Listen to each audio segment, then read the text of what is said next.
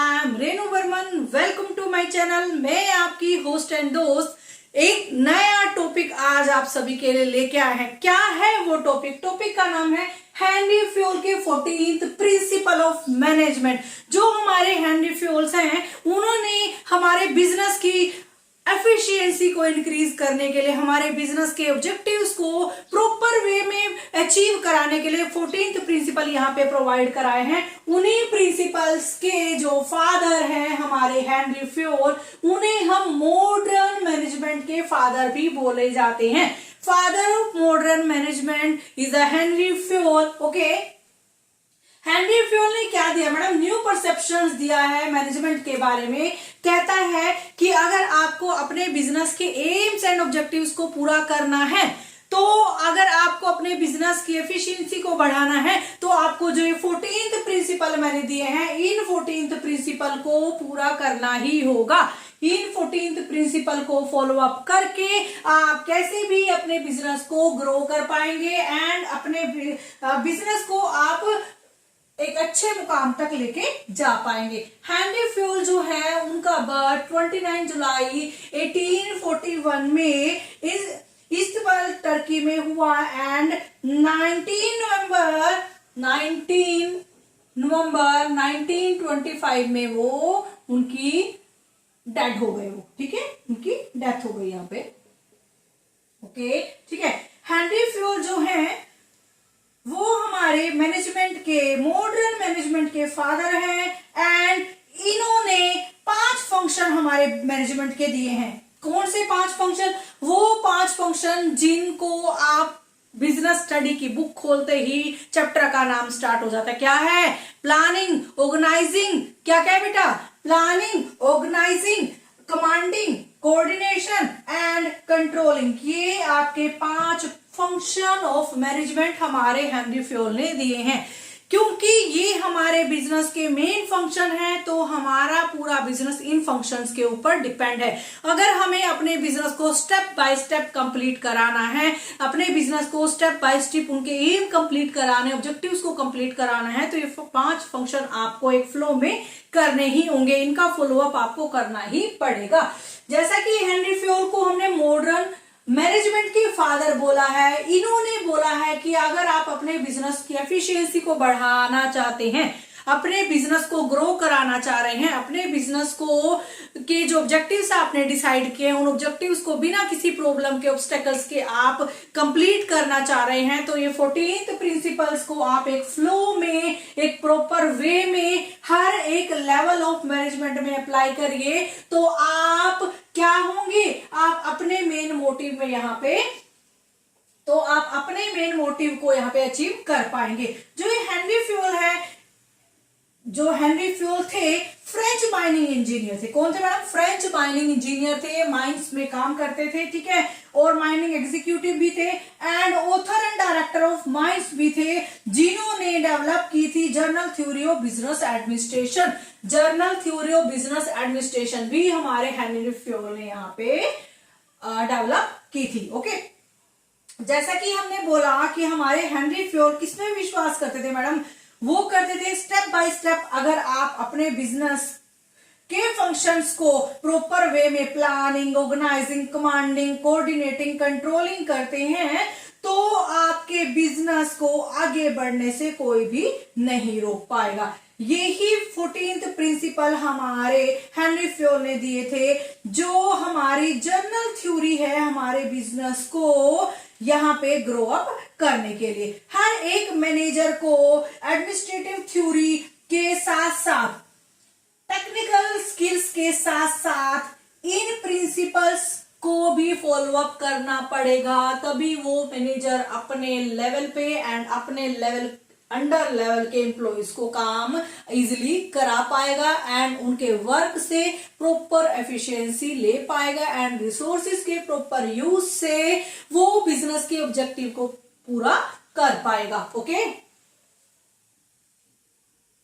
आपके बिना प्रिंसिपल्स के यहाँ पे फॉलो अप नहीं हो पाएंगे एंड आप उनको इजिली अचीव नहीं कर पाएंगे। अगर आप प्रॉपर प्रिंसिपल्स के अकॉर्डिंग चलते हैं तो आपको आपके बिजनेस के जो ऑब्जेक्टिव्स हैं, जो एम्स हैं उनको पूरा करने से कोई भी रोक नहीं सकता है, एंड बिना किसी प्रॉब्लम के आप अपने बिजनेस के ऑब्जेक्टिव्स को अचीव कर पाएंगे। ओके, यहाँ पे हेनरी फ्योल ने 14 प्रिंसिपल्स दिए हैं। फर्स्ट है division of work. Division of work में हेनरी फ्योल ने क्या बोला? मैडम, हेनरी फ्योल बोलता है कि हर एक पर्सन को यहाँ पे जो वर्क है असाइन्ड किया जाए, उसको बताया जाए कि आपको किस टाइप का वर्क यहाँ पे करना है। अगर आप हर काम को एक पर्सन टू पर्सन वर्क आप डिस्ट्रीब्यूट करते हैं तो पर्सन अपने काम को इजीली कर पाएगा, वो एम्प्लॉय अपने काम को इजीली कर पाएगा, एंड उससे ऑब्जेक्टिव्स को कंप्लीट करने में बहुत ही हेल्प होगी। तो जैसे लेवल पे है, मीडियम लेवल का एम्प्लॉय है, टॉप लेवल का एम्प्लॉय, जैसे कि आपको पता है टॉप मैनेजमेंट का काम क्या है? मैडम, टॉप मैनेजमेंट का काम है ज्यादा से ज्यादा डिसीजंस लेना, ठीक है, प्रॉपर बिजनेस के ऑब्जेक्टिव्स को कैसे पूरा किया जाए उससे रिलेटेड प्लानिंग करना, स्ट्रेटेजीज करना, ये सब काम टॉप मैनेजमेंट को दिए गए हैं। ऐसे ही मिडिल लेवल मैनेजमेंट है, वो उनको एग्जीक्यूट करवाती है। किनसे करवाती है? लोअर लेवल मैनेजमेंट से। तो ऐसे ही हर एक एम्प्लॉय को यहाँ पे हर एक लेवल पे काम को बांट दिया गया है, डिस्ट्रीब्यूट कर दिया गया है, ताकि ऑब्जेक्टिव्स को, जो बिजनेस के मेन ऑब्जेक्टिव्स है, जो एम है, जिसके लिए हमने यहाँ पे बिजनेस लगाया है, वो हमारा एम इजिली पूरा हो जाए। जैसे कि हर एक बिजनेस का यहाँ पे एम अलग होता है। कोई यहाँ पे बिजनेस को एक्सपेंड करना चाह रहा है, कोई अपने बिजनेस को इंटरनेशनल लेवल पे लेना चाह रहा है, कोई बिजनेस में ग्रोथ चाह रहा है, एंड कोई बिजनेस में मेनली यहाँ पे हर एक पर्सन का है प्रॉफिट अर्न करना चाह रहा है।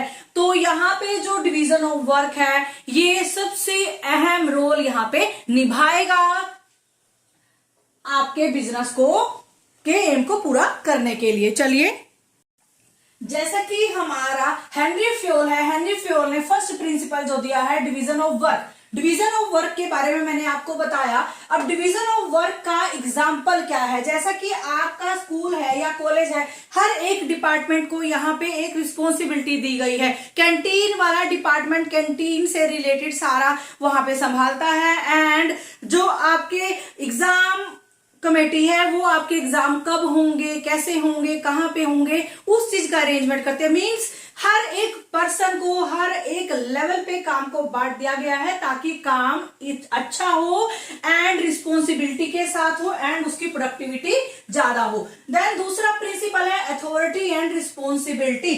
मैडम, अथॉरिटी एंड रिस्पॉन्सिबिलिटी में क्या है? हेनरी फ्योल जो है वो बताता है कि यहाँ पे हर एक मैनेजर को जिसको काम दिया गया है, उसको अथॉरिटी होनी चाहिए अपने काम को कंप्लीट करने की, अपने काम को पूरा कराने की, उसको अथॉरिटी यहाँ पे दी जानी चाहिए।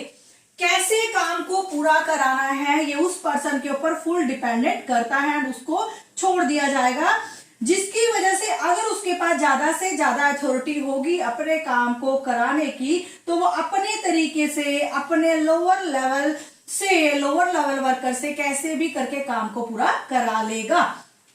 तो यहाँ पे हेनरी फ्योल बोलते हैं कि कोई भी मैनेजर है, अगर उसके पास अथॉरिटी नहीं है तो काम पूरा नहीं हो सकता। अगर आपको काम पूरा कराना है तो उस पर्सन को उस काम से रिलेटेड अथॉरिटी आपको यहाँ पे देनी ही पड़ेगी, एंड साथ में रिस्पॉन्सिबिलिटी भी। अगर उस पर्सन को काम कराने के लिए राइट्स दिए गए हैं तो उसकी एक ड्यूटी भी है, रिस्पॉन्सिबिलिटी भी है कि काम को सही तरीके से कराना है। अगर काम में कोई प्रॉब्लम आती है तो उसी मैनेजर की यहाँ पे रिस्पॉन्सिबिलिटी हो जाती है, वो फुल रिस्पॉन्सिबल है अपने एक वर्क के लिए। ठीक है, ओके। थर्ड है डिसिप्लिन।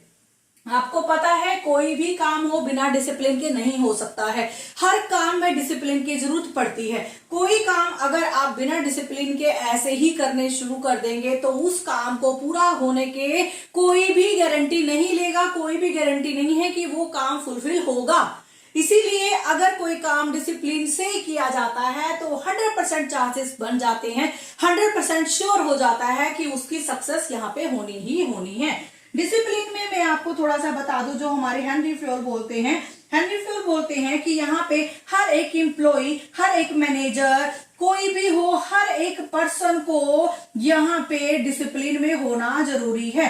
अगर आप डिसिप्लिन के स्ट्रक्चर के अकॉर्डिंग, ऑर्गेनाइजेशनल रूल के अकॉर्डिंग आप काम करते हैं, तो आप प्रॉपर सुपरविजन से एंड प्रॉपर जजमेंट से आप अपनी ऑर्गेनाइजेशन को ऊपर तक लेके जा सकते हैं। Okay, clear.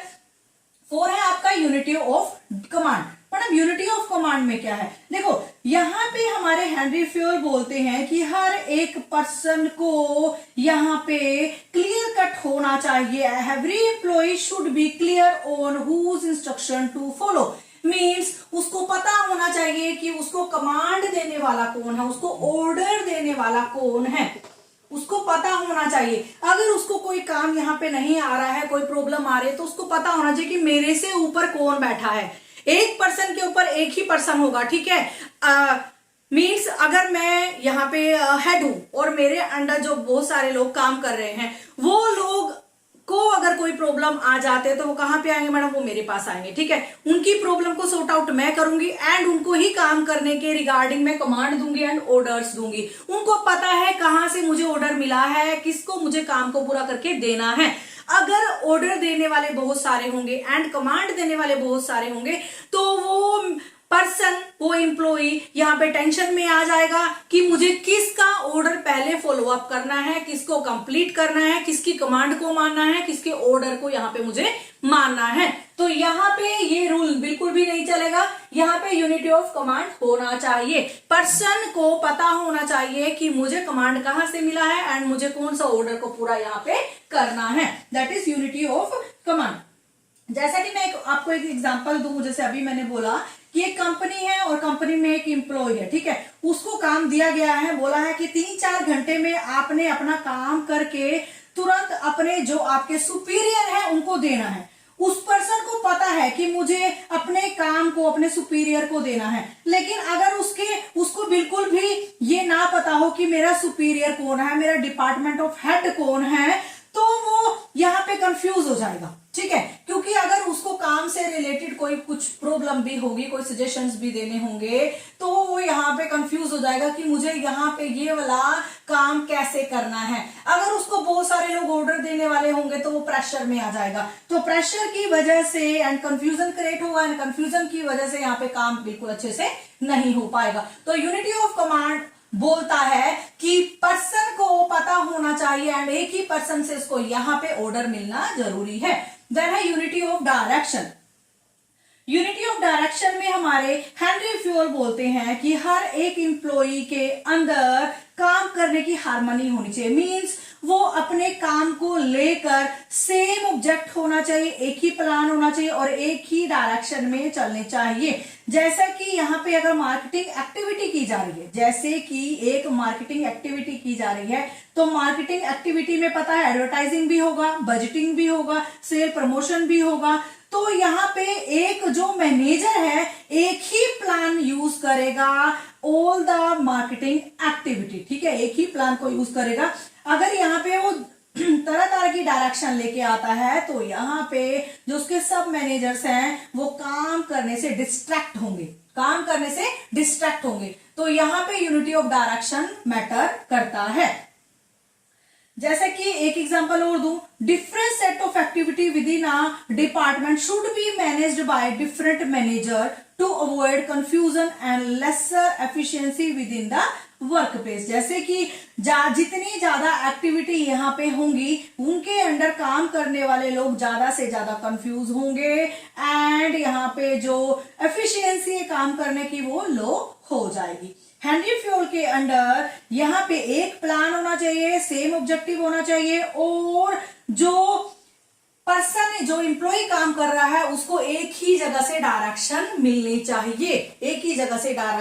चाहिए, जैसा कि हमने यहाँ पे ऑर्डर बोला था, यहाँ पे उसको एक जगह से डायरेक्शन मीन्स काम को किस तरीके से किया, यहाँ पे काम को करना है एंड काम को कैसे किया जाना है, तो यहाँ पे वो मैनेजर अपने एम्प्लॉय को बता रहा है, तो उसमें भी यूनिटी होना जरूरी है।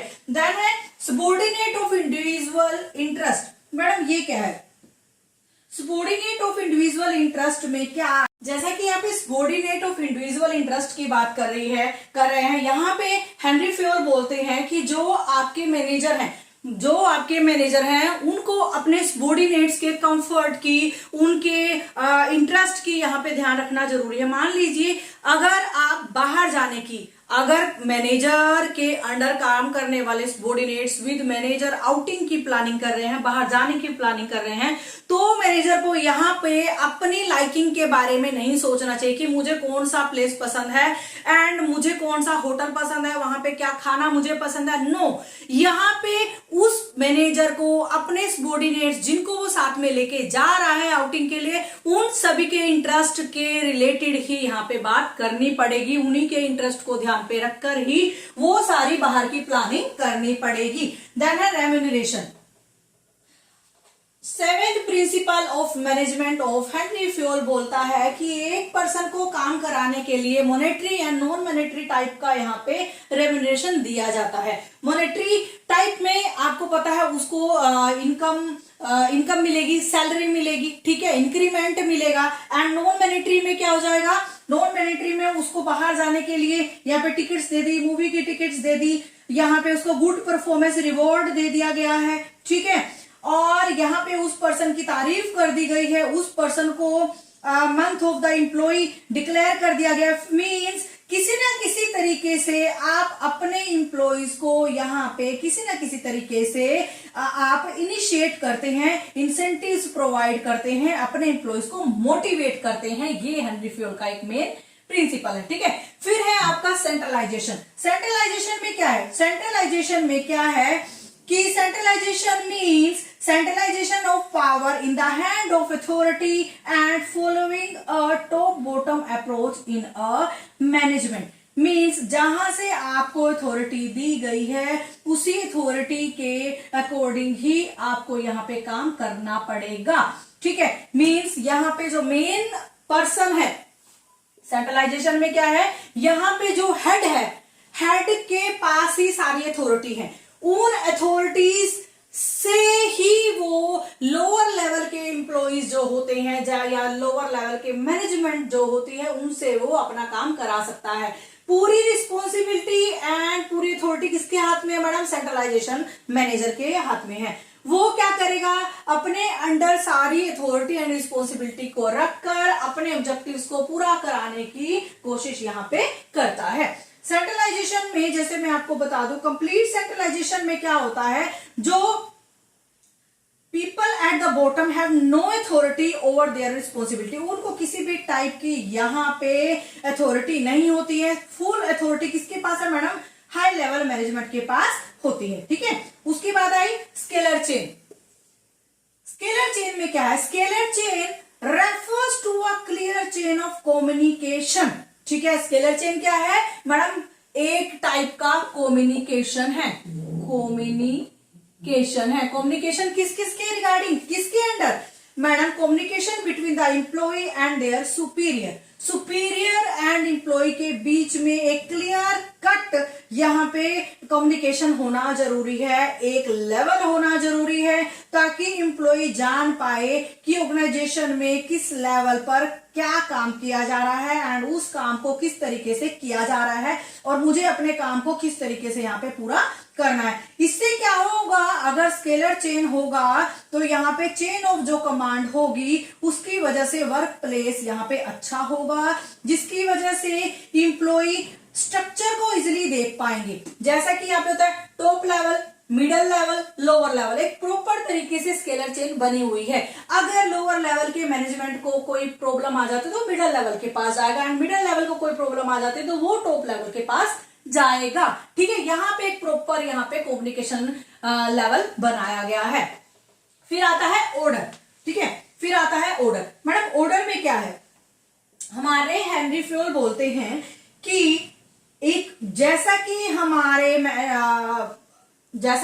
हेनरी फ्यूल बोलते हैं, कहते हैं कि यहां मैं 3M को यूज करता हूं। कितने M को, 3M को मैं यूज करता हूं। 3M में क्या क्या नाम दिया मैंने, फर्स्ट दिया मैन पावर, मनी, मटेरियल, ठीक है। इन सभी चीजों को सही टाइम पे सही जगह पे प्रॉपर यूज किया जाए, प्रॉपर रिसोर्सेस को यूज किया जाए तो आपका जो बिजनेस है वो ग्रो करेगा ही करेगा। यहाँ पे हर एक एम्प्लॉय को प्रॉपर डेजिग्नेटेड स्पेस दिया जाए, राइट टूल्स दिए जाए ताकि वो अपने काम को प्रॉपर कर पाए।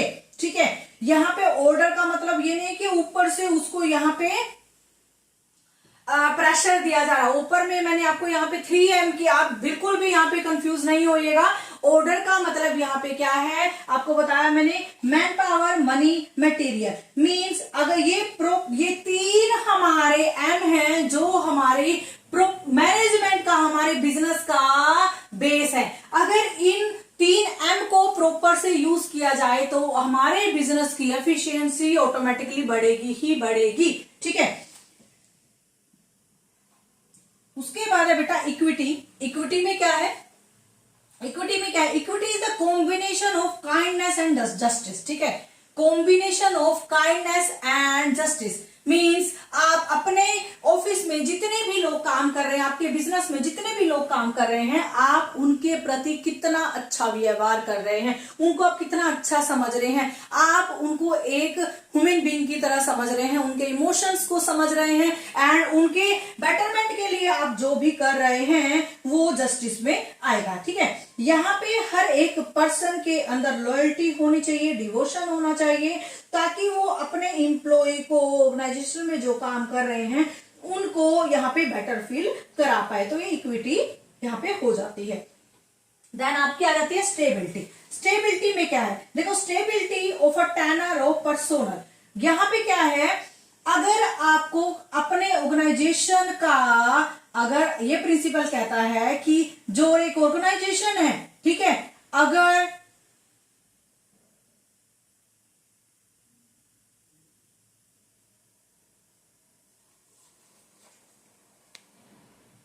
जैसा कि यहाँ पे स्टेबिलिटी की बात की गई है, हेनरी फ्योल बोलते हैं कि जो भी एम्प्लॉय यहाँ पे ऑफिस में काम कर रहे हैं, आपके बिजनेस के एम को कंप्लीट करने के लिए यहाँ पे एफर्ट्स दे रहे हैं, उनको अपने काम के लिए जॉब सिक्योरिटी होना चाहिए, स्टेबिलिटी होना चाहिए, उनको यहाँ पे भरोसा होना चाहिए कि अगर वो कंपनी के लिए काम कर रहे हैं तो कंपनी भी उनको यहाँ पे अच्छे से रख रही है, उनका ध्यान रख रही है, प्रॉपर टाइम पे सैलरी दे रही है और वो यहाँ पे एज अ फिक्स्ड एम्प्लॉय की तरह काम कर रहे हैं। तो अगर ये स्टेबिलिटी हमारा बिजनेस अपने एम्प्लॉय के फेवर में अगर दिखाता है तो इसकी वजह से क्या है, एफिशिएंसी बढ़ जाती है। क्योंकि अगर आप पुराने एम्प्लॉयज को छोड़ के नए एम्प्लॉयज को यहाँ पे आते हैं तो नए एम्प्लॉयज को आने से क्या होगा, पहले उसको ट्रेन करना पड़ेगा एंड वो वर्क पे बहुत टाइम के बाद यहाँ पे सेटल्ड हो पाएगा। तो यहाँ पे आपको हेनरी फ्योल बोलते हैं कि उनके वर्क में स्टेबिलिटी होना, उनकी जॉब में स्टेबिलिटी होना जरूरी है।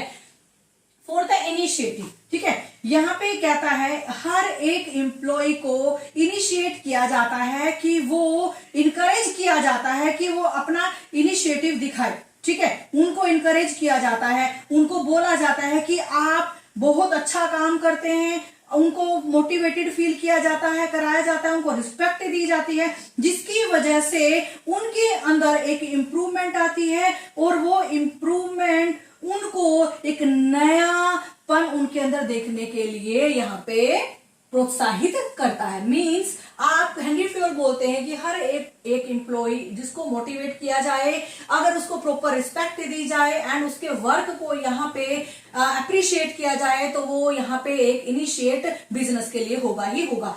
14th है esprit de corps. Esprit de corps means team spirit. Team spirit,